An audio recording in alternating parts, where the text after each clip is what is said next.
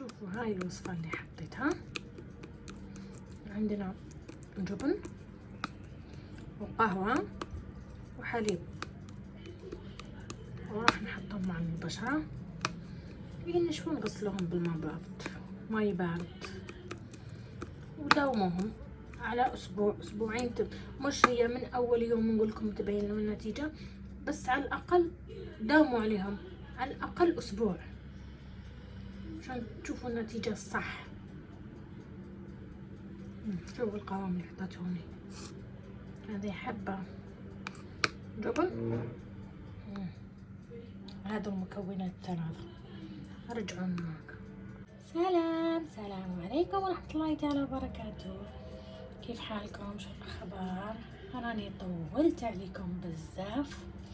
اليوم جيتكم بوصفة بزاف مليحة وبزاف تعطيك نتيجة روعة على البشرة اللي عندها التسبغات. ما راحش تنحي التسبغات من أول مرة، ولكن داوموا عليها وراح تشوفوا الفرق. اللي تقول دايما تنزلين لنا وصفات حق البشرة وحق يعني التسبغات، لا، انا الوصفة اللي نستعملها وتعطيني نتيجة راح انزلها.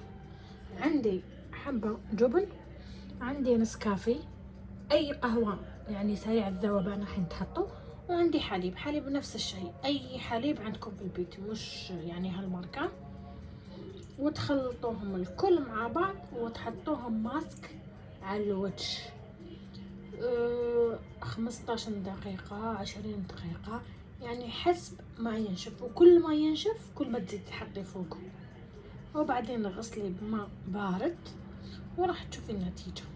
ان شاء الله تعجبكم هالوصفة، ونشوفكم في فيديو ثاني. شكرا.